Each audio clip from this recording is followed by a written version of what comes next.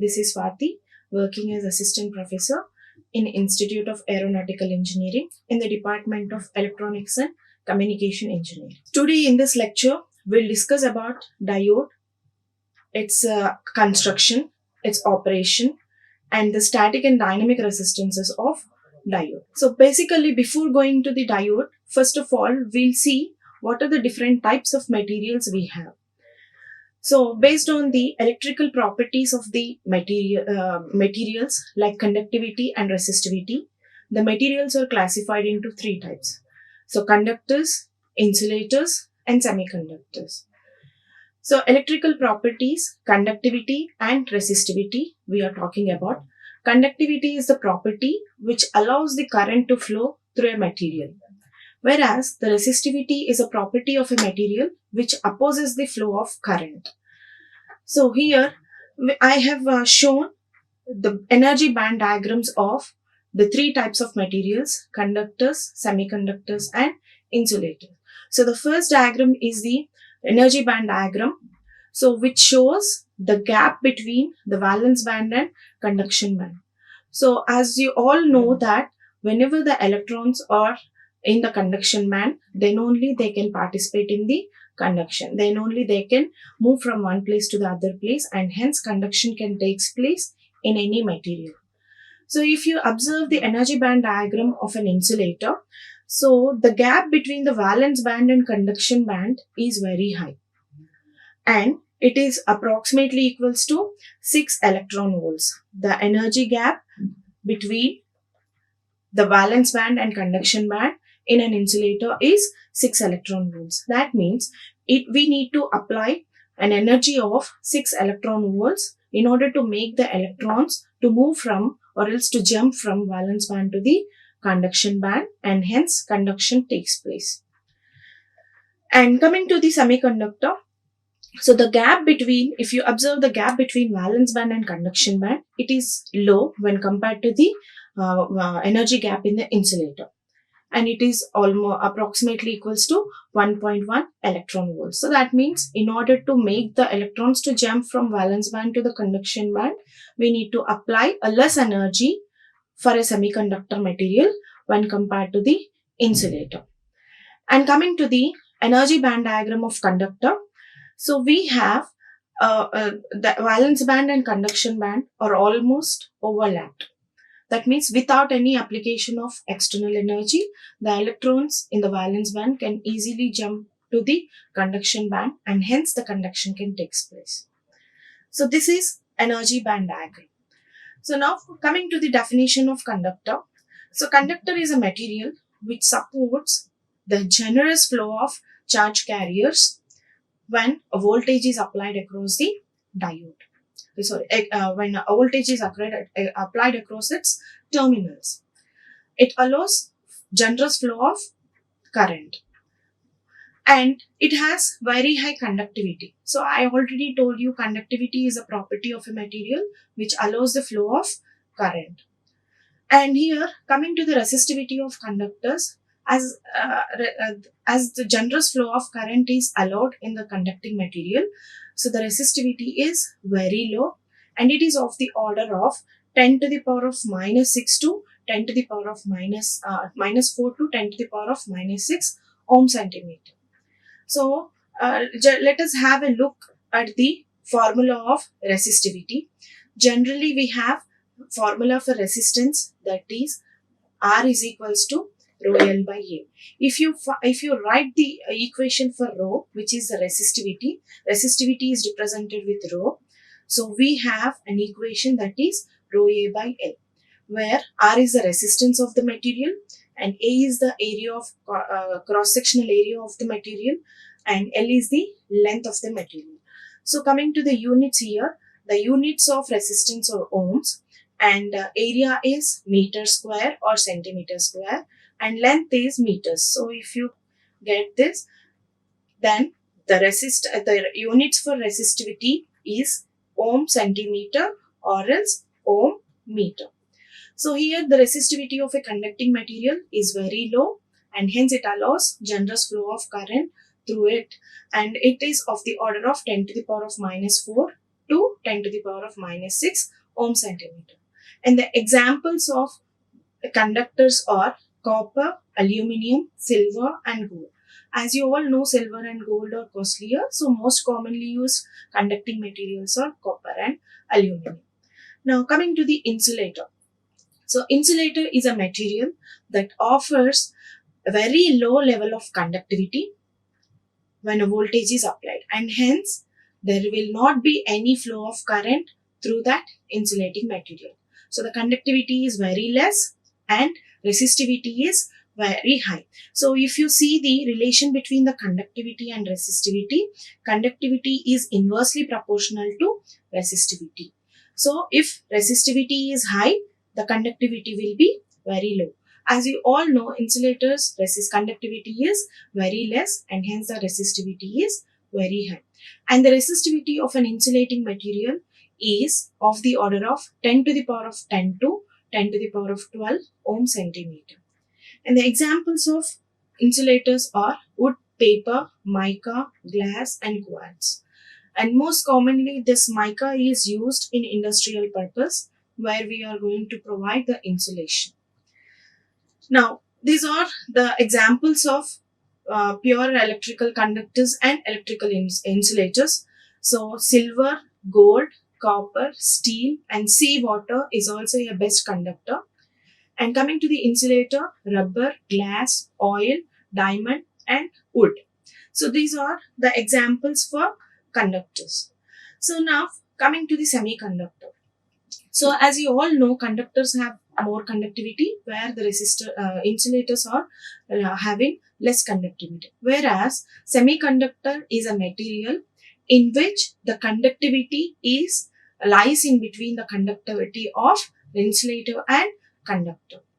So semiconductor is a material whose conductivity lies in between the conductivity of insulators and conductors. So let us consider the conductivity of semiconductor as rho s, whereas conductivity of insulators as rho I and conductivity of conductors as rho c. If you see the relation between them, so as I told you that resistivity of insulator is very high and the resistivity of conductor is very less, whereas the resistivity of semiconductor will be lying in between the resistivity of insulator and conductor.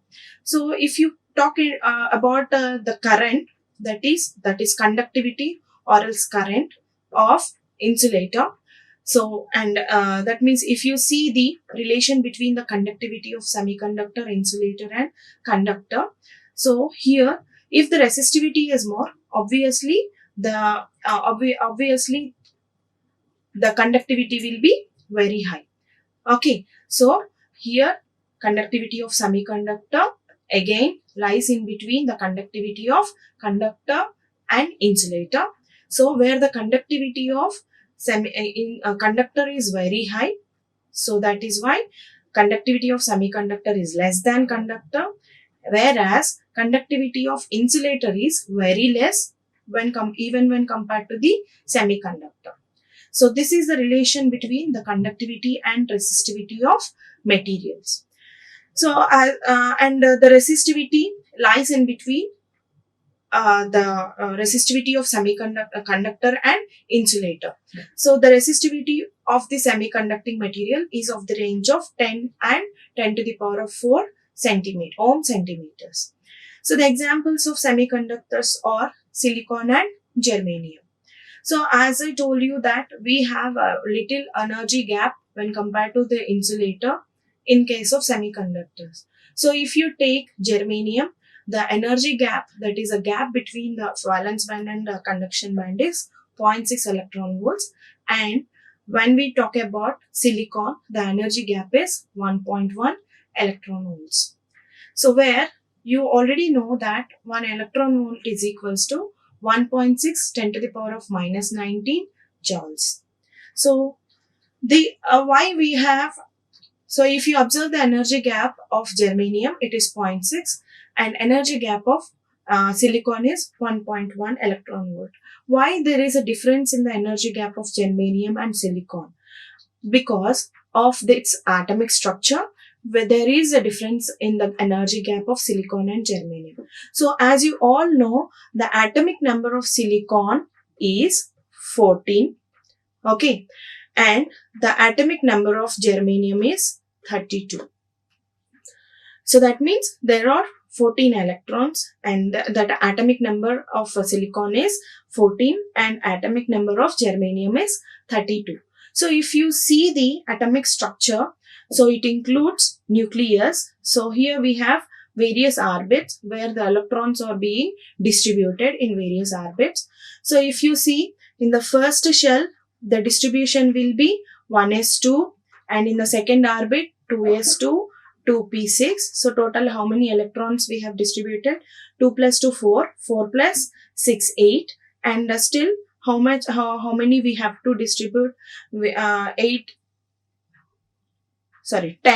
and in the last one, that is in the last orbit, we have 3s2, 3p2. That means in the outermost orbit we have 4 valence electrons. And when we come to the atomic structure or else orbital distribution of electrons in case of germanium, the first orbit is having 2 electrons, whereas second orbit 8 electrons, and the third orbit 18 electrons. So how many? 2 plus 8, 10, 10 plus 8, 28, 28, remaining 4 will be occupied in the last valence shell, that is valence orbit. So here if you see that all the valence electrons of silicon atom are closer to the nucleus, whereas when we talk about germanium, the valence electrons are far away from the nucleus, and hence here the attraction force of nucleus on the valence electrons in case of germanium is less, and hence we need to apply less energy when compared to the silicon in order to make this valence electrons free, and hence they can jump into the conduction band. Whereas here these are close to the nucleus and there is more attraction force, and hence we need to apply more energy when compared to the germanium. So that is why the energy gap of silicon is 1.1 electron volt, whereas for germanium it is 0.6 volts, because in germanium the valence electrons are far away from the nucleus, whereas in case of germanium it is somewhat closer to the in silicon it is somewhat closer to the nucleus, and hence we need to apply more energy. Now we will discuss the types of semiconductors. So already we have seen semiconductor is a material in whose conductivity lies in between the insulator and conductor. So we have 2 types of semiconducting materials. Those are intrinsic semiconductors and extrinsic semiconductors. So intrinsic semiconductors, examples of intrinsic semiconductors are germanium and silicon. These are pure form of semiconductors are called as intrinsic semiconductors. Okay, and in extrinsic semiconductors are again classified into 2 types, N-type and P-type. N-type means negative type and P-type means positive type. So by adding impurities to the pure semiconductor, we can obtain extrinsic semiconductor. So here we can add 2 types of impurities to a pure semiconductor in order to get extrinsic semiconductor, which is trivalent impurities and pentavalent impurities.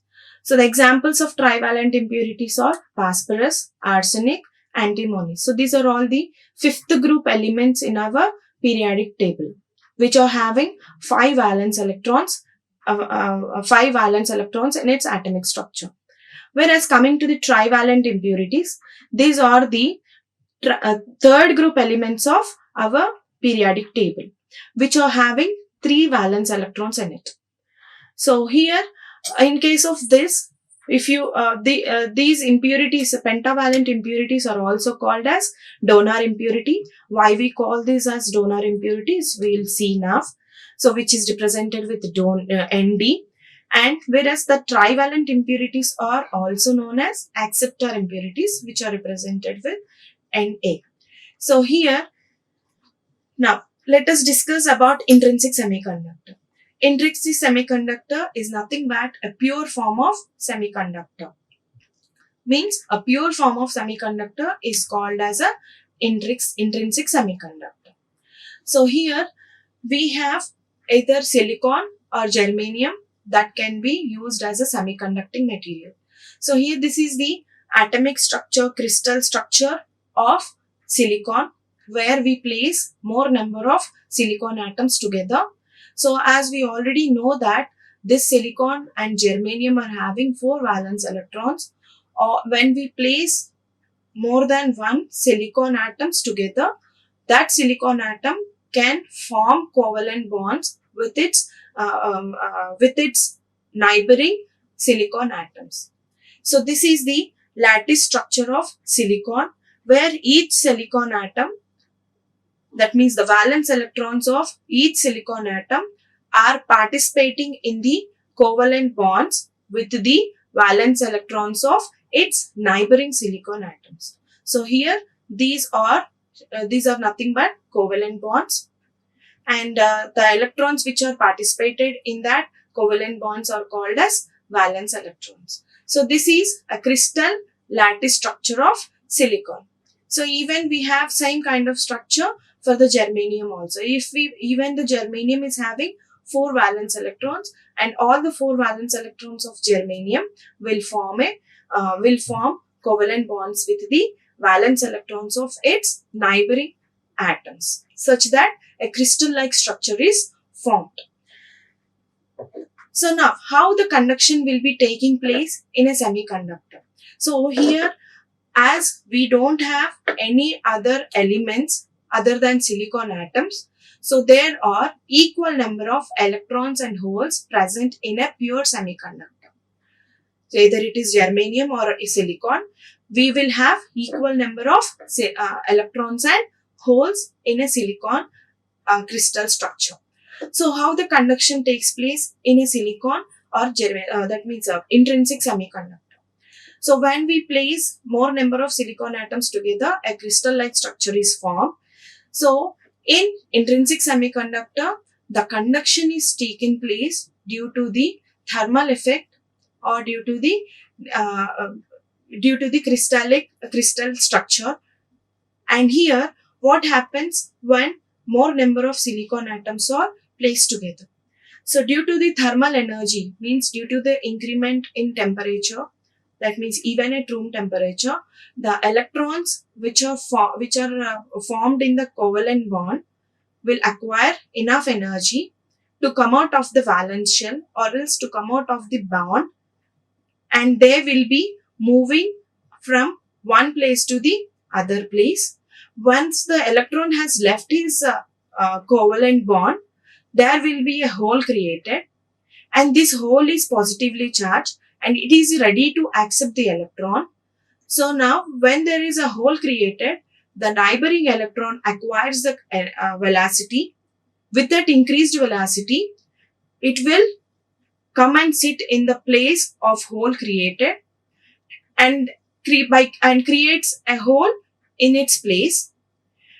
And in that corresponding hole place, the neighboring electron will come and sit. Like that, the electron and holes will be moving from one place to the other place, which leads to a current conduction in the pure semiconducting material.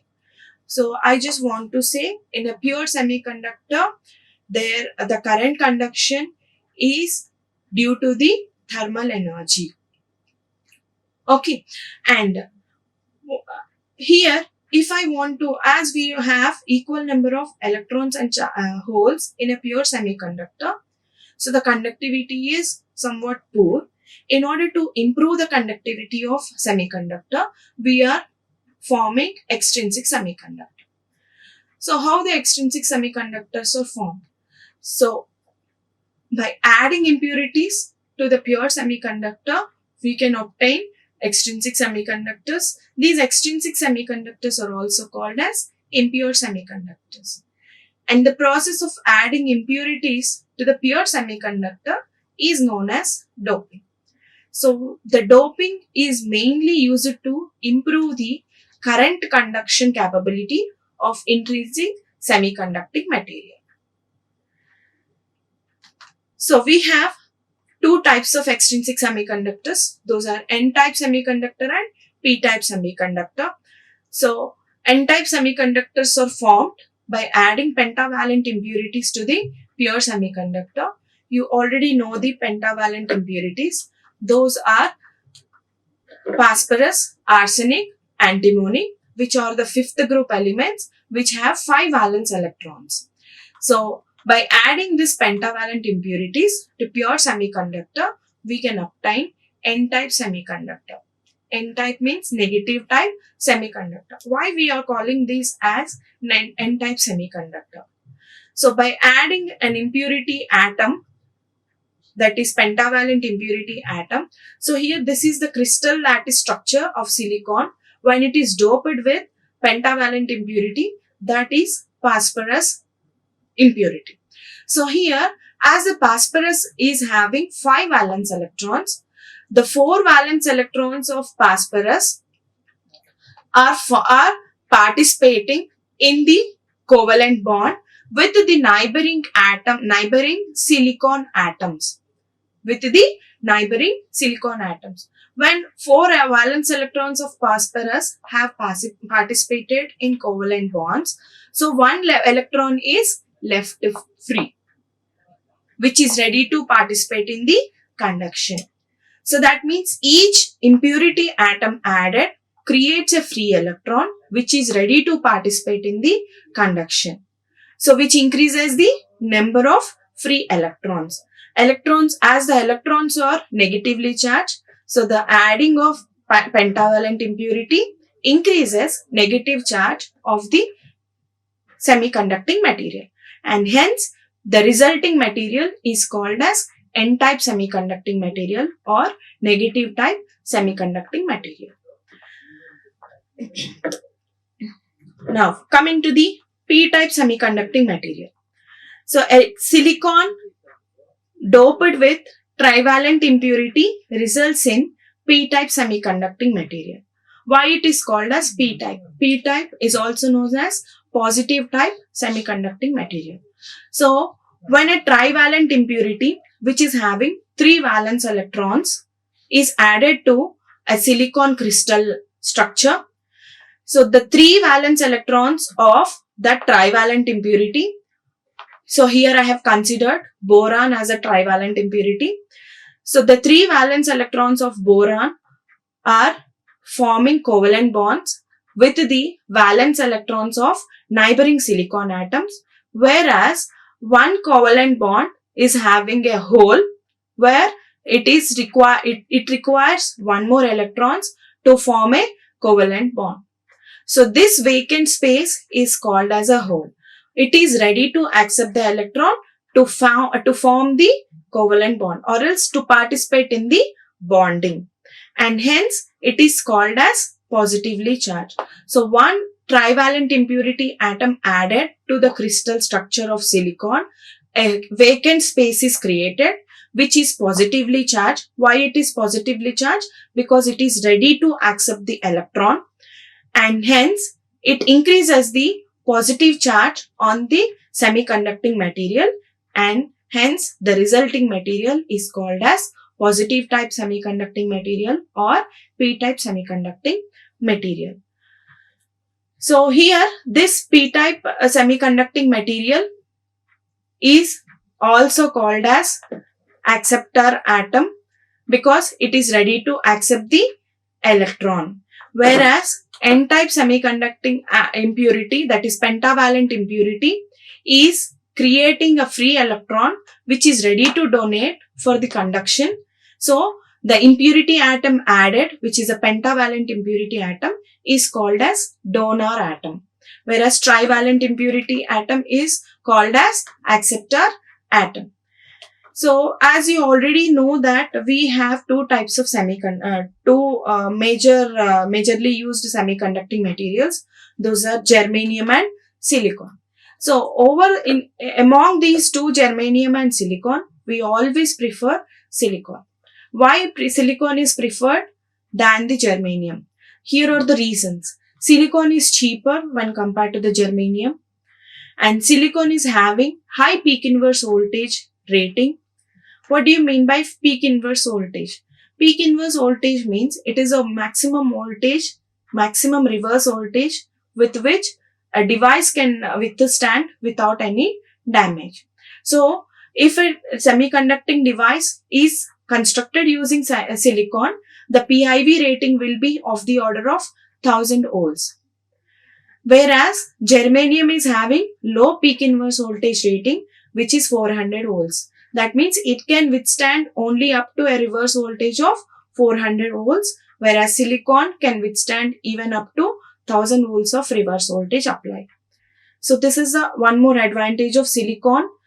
And coming to the another advantage of silicon, silicon can be operated at high temperatures, that is up to 200 degrees centigrade. We can use this silicon without any damage. Whereas germanium can be used up to a low temperature, that is of 85 degrees centigrade. And the last one, in silicon, the reverse leakage current, that is due to minority charge carriers, is very low, which is of the order of nano amperes. Whereas in germanium, the reverse leakage current is of the order of milliamperes. So reverse leakage current is not needed. So it is very high in germanium when compared to the silicon. So due to all these reasons, silicon is most commonly preferred over germanium. So when we have seen N-type semiconducting material and P-type semiconducting material. So where N-type semiconducting material is having more number of electrons, for one impurity atom added, a free electron is created. Like that, if you add more number of impurity atoms, the number of free electrons will be more. That means in an N-type semiconducting material, electrons are the majority charge carriers, means more in number, whereas holes or minority charge carriers means less in number. And in P-type semiconducting material, holes are the majority charge carriers. By adding one impurity, trivalent impurity, to a pure semiconducting material, it creates a hole.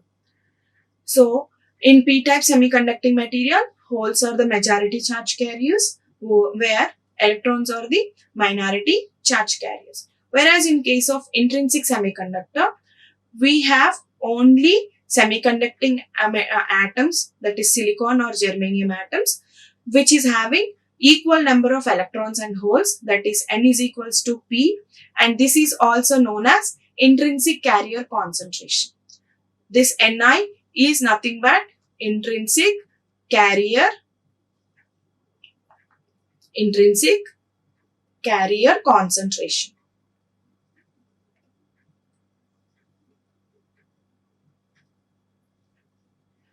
So this is about types of semiconducting materials, that is intrinsic semiconductors and extrinsic semiconductors. Now let us discuss what is a PN junction diode. So a PN junction is a device formed by joining P-type and N-type semiconductors together, separated by a thin junction, is called as PN junction diode. The symbol, PN junction diode, it is a structure of PN junction diode where we are placing P-type and N-type semiconducting materials together, separated by a thin layer, which is called as PN junction diode. It is a two-terminal device, and the two terminals are anode and cathode. So the symbol of diode is this one. So this terminal represents the anode, which is positively charged, because we are taking it from the P-type material. As you already know that P-type material is having more number of holes, that means it is positively charged. Whereas N-type material is represented as cathode, which is of negatively charged, because N-type material is having more number of electrons. And this is the commercially available diode symbol. So this black terminal indicates the cathode, and this terminal indicates the anode. So, PN junction diode. What happens when we place P-type and N-type materials together? So here, there exists a concentration gradient. What do you mean by concentration gradient? So here, when we place two types of materials together, that is P-type and N-type materials together, then in case of P-type material, we have more number of holes, whereas in case of N-type material, we have less number of holes. Okay, and here there is more concentration of holes in the P-type and less concentration in the N-type. So that means holes are the majority charge carriers in P-type material and holes are the minority charge carriers in the N-type material. That means the concentration gradient of holes is reducing from P-type to N-type. That means the number of charge carriers, the number of holes is decreasing when we are moving from P-type to N-type. So this is called as concentration gradient. So due to this concentration, and similarly, if you talk about electrons, we have more number of electrons. We have more number of electrons in the N-type region. When we are moving towards the P-type region, electrons are the minority charge carriers, and hence here the concentration of electrons is more in N-type region, whereas less in P-type region. So here there exists a concentration gradient which allows the charge carriers to move from higher concentration to the lower concentration. So what happens when we place P-type and N-type materials together? As the hole concentration is more in P-type and less in N-type, always the holes will be trying to move, always the holes will be moving from P-type to N-type because of the concentration gradient, and electrons will be trying to move from N-type to P-type. Due to this, here there is a layer forming. So whenever the charge carriers, that is holes, are moving from P-type to N-type and N-type to P-type due to the concentration gradient. So here the immobile charge carriers covered by the holes and electrons left uncovered. And these uncovered charge carriers will form a layer near the junction which is of negatively charged. So whenever the positive electrons are moving from N-type to P-type, these will recombine with the holes, and similarly when the holes are moving from P-type to N-type, these will recombine with the electrons. So due to this recombination, that donor atoms and acceptor atoms will left uncovered, and that uncovered immobile ions forms a layer near the junction. So here this positive holes, as these are accepting the electrons, becomes negatively charged. That means negative charge is established on the P side of the junction, whereas these electrons are combining with the holes, they become positively charged, and hence a positive charge is established on the N side of the junction. So this layer which is depleted of immobile charge carriers is known as depletion region. This layer prevents further motion of charge carriers from P to N and N to P, and hence this is called as a barrier. This is called as a barrier which prevents the further motion of charge carriers from P to N and N to P. Once there exists opposingly charged immobile carriers on the two sides of the junction, there exists a potential difference, and that potential difference is also called as potential barrier or else barrier potential. Potential barrier or else barrier potential. And this barrier potential will be of the so here this clearly explains the PN junction diode. That means operation when we place p-type and n-type materials together. So here these are the donor atoms. Donor atoms, those are positively charged. When they donate the electrons, it automatically becomes positively charged, and hence donor atoms are represented with plus, and these are acceptor atoms, and these are represented with minus. So when the charge carriers are moving from N to P and P to N, they become uncovered. And these uncovered immobile carriers form a layer near the junction that is called as depletion layer. And due to this opposingly charged layers near the junction, there exists a potential difference. This is called as barrier potential. And the polarity of this barrier potential is plus and minus here. Plus on the N side and minus on the P side. So this, and due to this motion of charge carriers, due to the concentration gradient, definitely there will be some current flowing, and that current is called as diffusion current. And the process of moving or else motion of charge carriers from N to P and P to N due to the concentration gradient is called as diffusion, which leads to diffusion current across the junction. So here, once we place P and N type region, there exists a depletion layer. So here, this is the barrier potential, which is high on the N side and low on the P side, which is positive on the P side and positive on the N side and negative on the P side. So that is represented with this. So as I told you that when two types of materials are placed together, there exists a depletion layer, and its width definitely depends upon the doping concentration. If the materials are heavily doped, then the depletion layer formed is very thin. If the doping concentration is less, that means if the semiconductors are lightly doped, then a thick depletion layer is formed. So this is the depletion layer structure and the potential barrier and the immobile charge carriers, and these represents the donor atoms and these represents the acceptor atoms. This PN junction diode can be operated in two modes. One is forward bias mode and reverse bias mode. See, before going to the forward bias and reverse bias condition of PN junction diode, so here we have a barrier potential existing near the junction due to the depletion layer, and this barrier potential is of the order of 0.1 to 0.3 volts.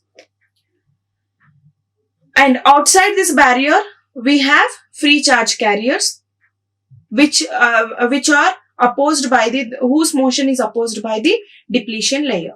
That means the depletion layer, once the depletion layer is formed, it prevents the further motion of charge carriers. Now, a PN junction can basically work in two modes, forward bias mode and reverse bias mode. So, this mode of operation is considered when we apply some external biasing. External voltage. Applying some external voltage to any device is known as biasing. That biasing is of two types, forward bias and reverse bias. So when we call biasing as a forward bias, positive terminal is connected to P region and negative terminal is connected to N region, then the biasing applied is known as forward bias. So this is forward biasing of PN junction diode. So this is a PN junction diode which is having P-type material and N-type material, and to which the positive terminal of the battery is connected to P-type and negative terminal is connected to N-type. So what happens when the diode is forward biased? So as a majority charge carriers of P-type material or holes which are positively charged will be repelled by the positive terminal of the battery, and they will be moving towards the junction.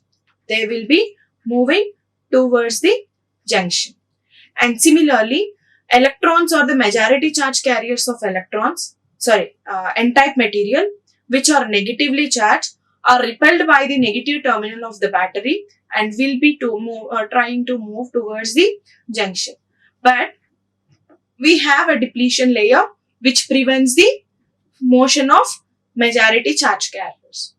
So once if you increase the applied forward voltage, so here if you observe the polarity of the barrier potential and the polarity of applied voltage, which are opposite to each other. This is minus, okay, and this is plus.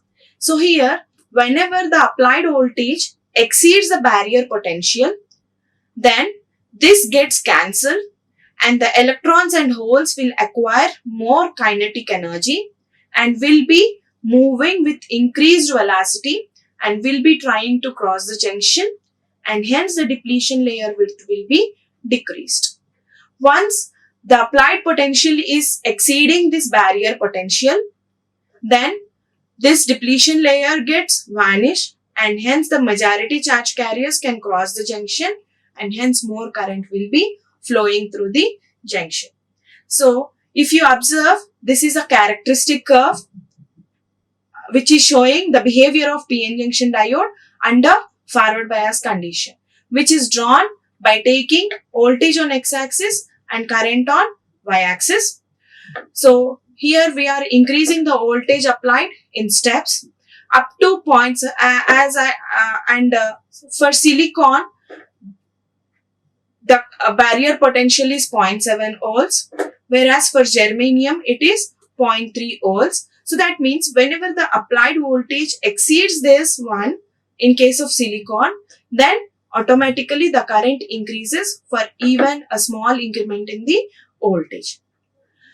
So up to cut-in voltage, there is a very less amount of current flowing. At almost it will be zero because the motion of majority charge carriers is opposed by the depletion region. Whenever the applied potential exceeds the barrier potential, then this depletion layer width gets reduced and hence the charge carriers can cross the junction easily. So this forward voltage on x-axis and forward current on y-axis. So this is a characteristic curve, so which increases after 0.7 volts. So here the voltage, that means after 0.7 there is more current flowing and hence we can say that the diode starts conducting, and the voltage at which the diode starts conducting is called as cut-in voltage. So that cut-in voltage for silicon is 0.7 volts and for germanium it is 0.3 volts and it is represented with V gamma.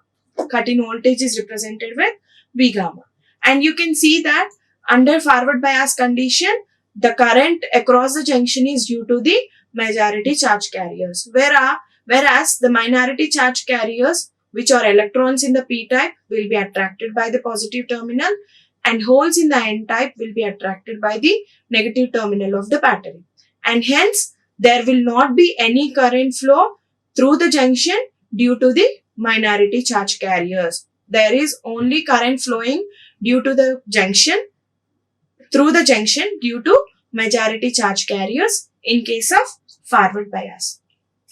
So this is about forward biasing of PN junction diode. Now coming to the reverse biasing. So when p-type material is connected to negative terminal and n-type material is connected to positive terminal of the battery, biasing applied is known as reverse biasing. So when reverse bias is applied, as the holes are positively charged, they will be attracted by the negative terminal of the battery, and electrons which are negatively charged will be attracted by the positive terminal of the battery, which are the majority charge carriers of p-type and n-type respectively. And hence the electrons and holes are not trying to, that means the majority charge carriers are not moving towards the junction. They are moving away from the junction towards the battery. And as these are moving away from the junction, so they will recombine with the holes and electrons, leaving the donor and acceptor ions uncovered, which increases the width of the depletion region. So those uncovered immobile ions, that is donor and acceptor ions, will be added to the depletion region, and hence the width of the depletion region will be increased in case of reverse bias. And there are minority charge carriers which are electrons in p-type and holes in n-type.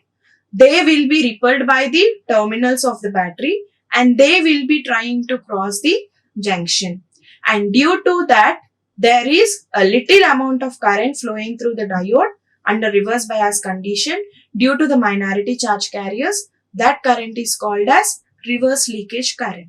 So these are the characteristic curve which are shown, which are drawn between reverse voltage applied taking voltage on y-axis and current on taking voltage on x-axis and current on y-axis.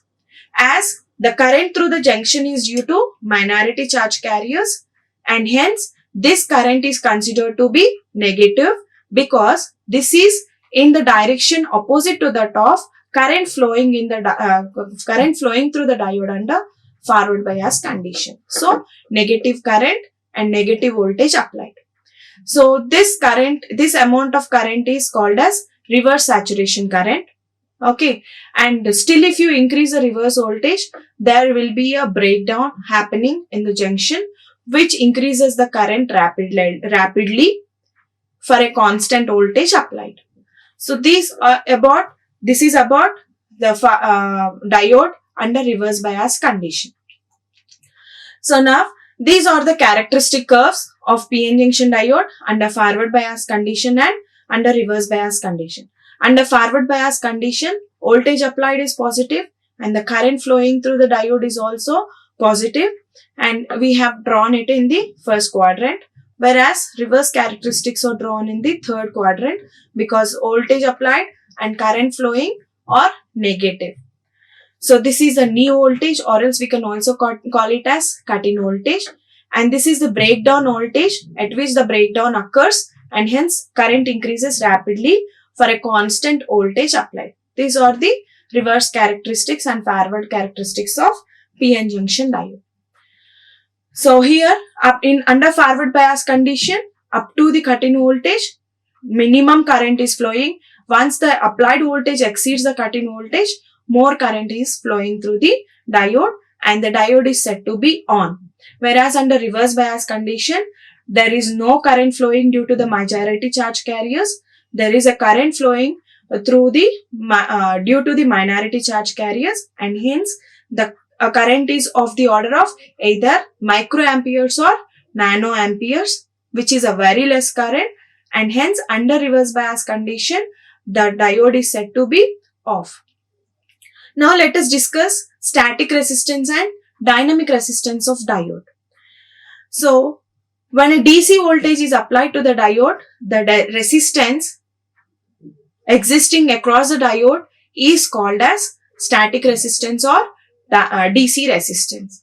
So under forward bias condition, more current flows and hence the resistance offered by the diode is very less.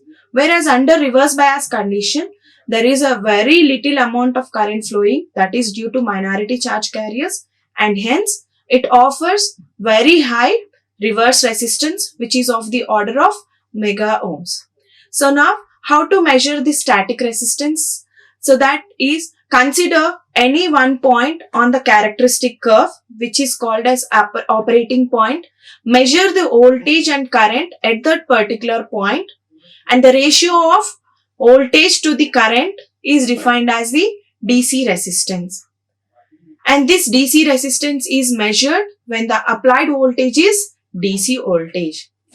So here, if the resistance is low, the current will be high, and if the resistance is high, then the current will be low. That means there is an inverse relation between current and resistance. So this is DC resistance, and this DC resistance is also known as static resistance. Coming to the dynamic resistance or AC resistance of a PN junction diode.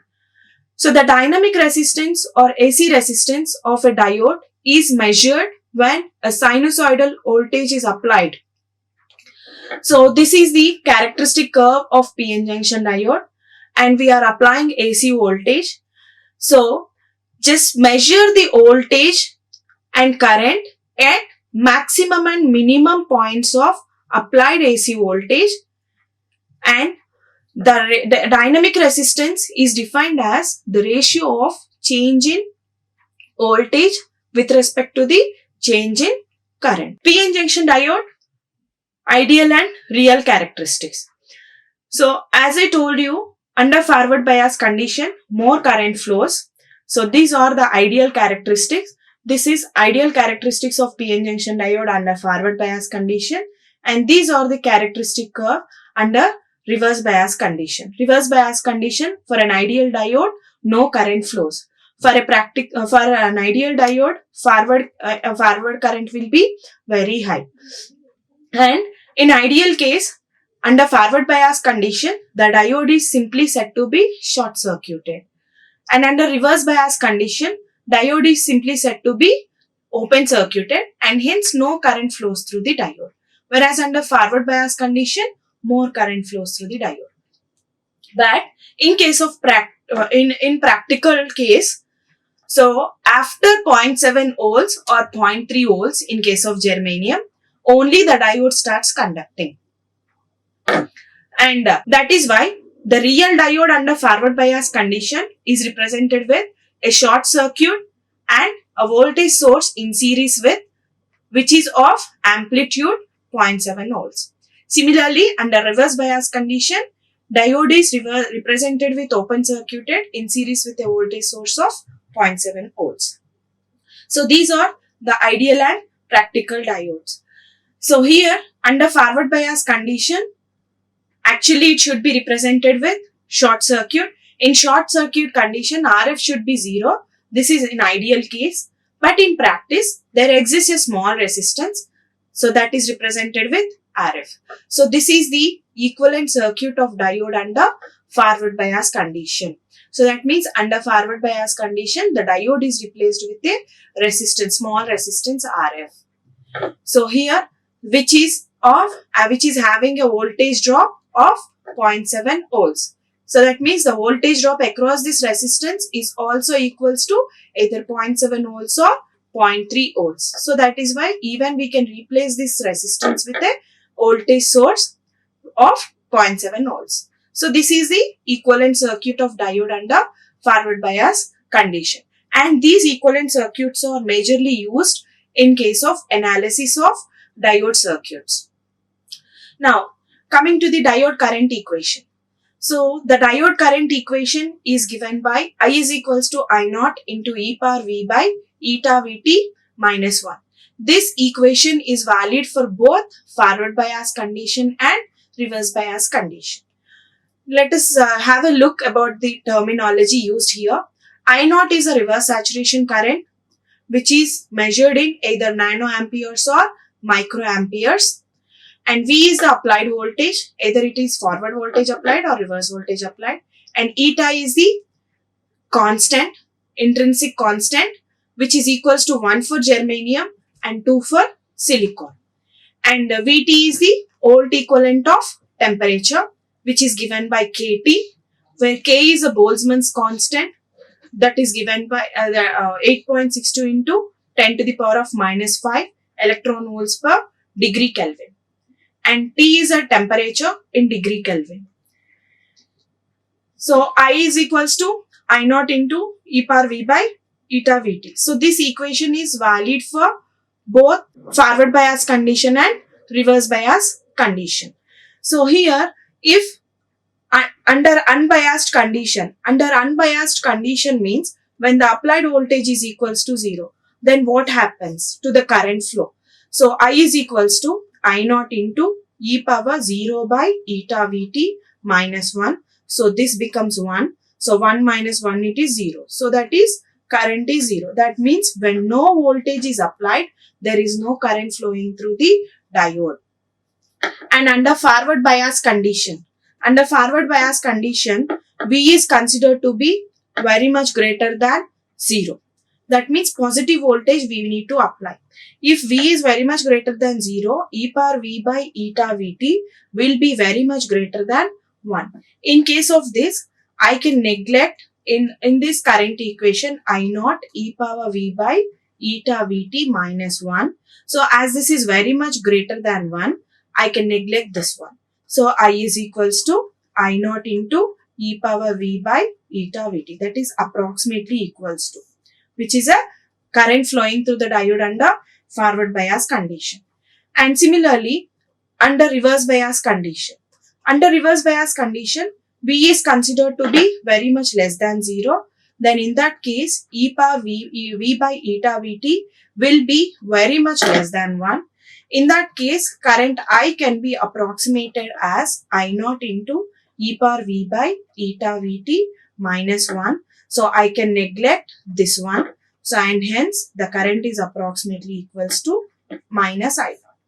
This is the reverse saturation current. That means under reverse bias condition, the current is equals to minus I naught, where minus indicates that the current is due to minority charge carriers, which is in the direction opposite to that of conventional current. Okay. Next, and it is equals to the reverse leakage current. So this is about the diode current equation. Now let us derive the equation for dynamic resistance. What is the formula for dynamic resistance? Rd is equals to, dynamic resistance is represented with small r, whereas static resistance is represented with capital R.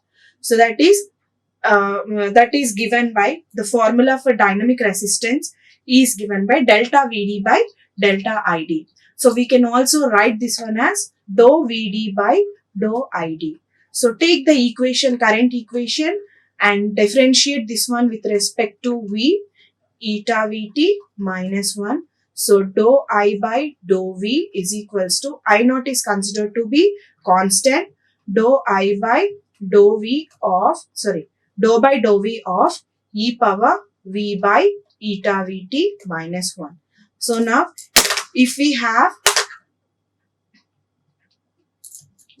differentiate this one, I naught, if you differentiate this one, I naught into e power V by eta Vt into 1 by eta into Vt. So that is I naught into e power V by eta Vt divided by eta Vt. So this is dou I by dou V.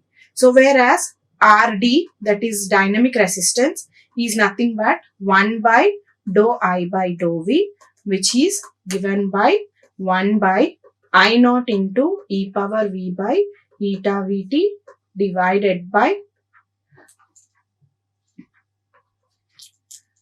eta Vt divided by eta into Vt. So we can get the formula for Rd as eta Vt divided by I naught into e power V by eta Vt. So this is the formula for this. And here we can also approximate, we can take this equation I naught e power V by eta Vt minus 1. So I can write I naught into e power V by eta Vt as I plus I naught. So just substitute that. So we will get another equation, an alternate equation for I naught, Rd, that is dynamic resistance, eta Vt by I naught. And here, if you compare I naught is very much greater than, it is very much greater than I naught. What is I naught? Reverse saturation current, which is very less. Okay, reverse saturation current is very less. And hence we can approximate Rd as eta Vt divided by I. So these are the three different formulas for calculating dynamic resistance. That's all for today. I hope it is clear to everyone. Thank you one and all. Like, share and subscribe. Hit the bell icon for more updates.